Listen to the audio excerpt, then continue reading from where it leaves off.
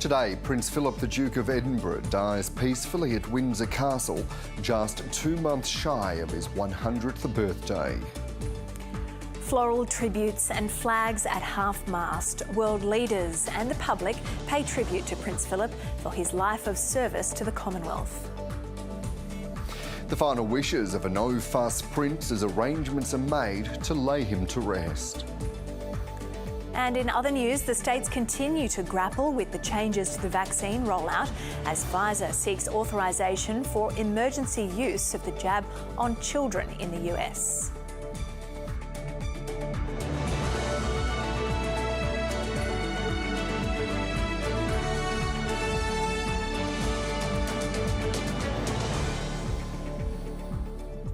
Good morning, it's Saturday the 10th of April. I'm Dan Borshaw. And I'm Johanna Nicholson. You're watching Weekend Breakfast.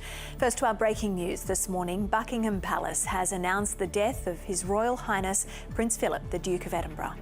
Around the world, people have been paying tribute to Prince Philip's decades of service, from his family members to world leaders and the beneficiaries of his many charities. The 99-year-old had been married to Queen Elizabeth since 1947 and officially became her consort when she ascended the throne in 1952. Australia's Governor-General, Sir David Hurley, says it's a sad and historic day, and we're expecting to hear from Prime Minister Scott Morrison in the next few minutes, and we'll bring you his statement live when it begins. Across the morning, we'll have special continuing coverage of the reactions to his death, reflections on his life as well. First, let's go to correspondent Sam Hawley, who's at Windsor Castle. Sam, what's happening where you are now? Well, Dan, of course, the flags are at half-mast across the country, but the royal standard is flying here at Windsor Castle because the Queen is in residence and she is in mourning. Now, we know that Prince Charles has been here to visit his mother today. We have also heard from Princess Anne. She has spoken of a life that will be completely different without her father in it. She's spoken of the immeasurable influence he had on those closest to him, but also on the entire nation. Prince Edward also spoke of his parents' unique love, and we've heard from Harry and Meghan. They've posted on their website, "Thank you for your service. You will be greatly missed."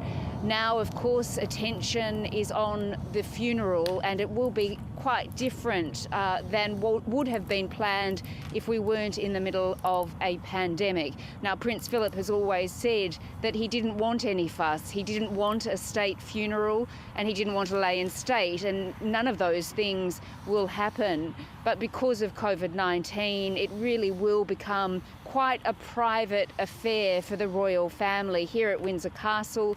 He'll be buried. The funeral will take place at the chapel inside the castle grounds. And the public, of course, they want to mourn, I think, the death of Prince Philip, but it has become problematic. And Buckingham Palace has put out a statement to say, please don't come to the royal residences. Please don't bring flowers. The best thing to do is to donate to a charity and to sign a book of condolences that has been put up online. And that's all, of course, because of COVID and the risk of large crowds gathering. And that's what nobody wants to see, particularly the royal family at this point in time. Sam, earlier you were at Buckingham Palace when this news was first breaking, now at Windsor Castle. Are people there heeding that message from the royal household about not gathering because of the risk of COVID-19? Well, I think they are. Of course, there are still some people that are coming down to Buckingham Palace. We saw that earlier today. The flag, the Union Jack, was lowered to half-mast right on midday. That was unexpected. It wasn't a shock particularly, but it was a surprise because, of course, Prince Philip had been in hospital, but he'd come out about a month ago and he'd come back here to Windsor Castle, where he and the Queen have been isolating for most of the pandemic.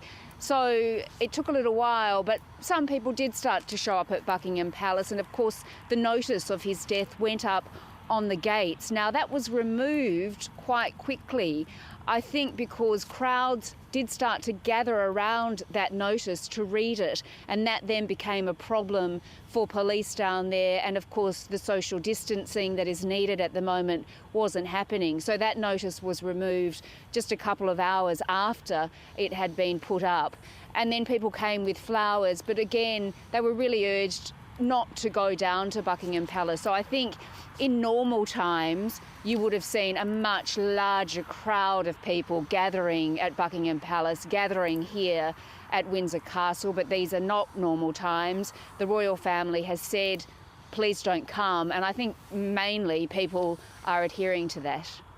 Sam, do you have a sense of how the royal family are going to be grappling with this? Because it's both a very personal, intimate family occasion, the death of someone in the family, but it's also a national and international event, isn't it? Because of the royal family's place at the apex of culture, of society, of politics in the UK and across the Commonwealth. Yes, and I think they'll be very wary that there'll be a lot of people, not only in this country but across the world, who will want to pay tribute to Prince Philip and pay tribute to his legacy. And I think there will be a lot of disappointment, particularly here in Britain, in London, for instance, that there won't be that opportunity to go out on the streets, to perhaps watch his coffin pass by on its way to a funeral because of COVID-19. And I think there will be disappointment in relation to that.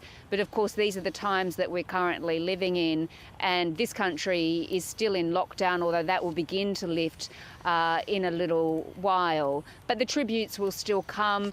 The bells at Westminster Abbey, they rang out 99 times this evening. And today or tomorrow, London time, on Saturday at midday, there will be military gun salutes across the country marking Prince Philip's death. So it will be lower key. I think that's the way to put it. It will be lower key than would have been expected. But by the way, that is what Prince Philip had wanted. He didn't want any fuss. He'd said he didn't think he was worthy of the big fuss, and he won't get the big fuss, but he certainly will get the tributes. Sam, just before we let you go, there's been a lot of discussion around legacy, and the late Prince, in fact, himself dismissed questions about what his legacy would be, saying that it wasn't for him to decide. You've been covering politics and the happenings around the royal family for quite some time now. In fact, throughout your career, what do you think that the Prince's legacy is? Well, absolutely, by far, there'll be a number of legacies, but the biggest legacy is that he supported the Queen throughout her reign. That is his legacy, and that is what people have really focused on today. He was steadfast, he was always there, he was a steady hand, and for a very long time. So I think really that is what people have paid tribute to him today. He was many other things, of course. He was a war veteran, he was a pilot, he was an environmentalist. He came up with the Duke of Edinburgh Awards, which was so important for so many Australians. Hundreds of thousands of Australians have benefited from that.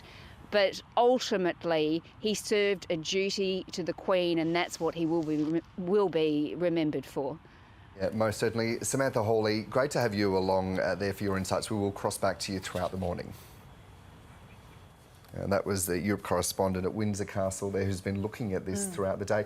Jo, when we talk about legacy and looking at the life of the Prince, there were so many facets to it. You yourself have been a part of that. Yeah, I think obviously his legacy will be different, will be felt differently by each person, because he would have had influence on different people for many different reasons. He was an environmentalist and he had a lot of causes to do with the protection of the environment.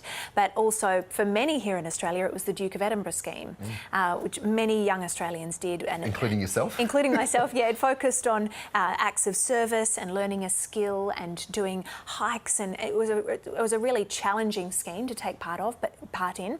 But it also taught you resilience and taught you to believe in yourself, I think, to know that to come to an awareness of what you are able to achieve. And to understand your own leadership. Yeah, exactly. Which is something that we see in the roles that you do and then other people that have been through that program.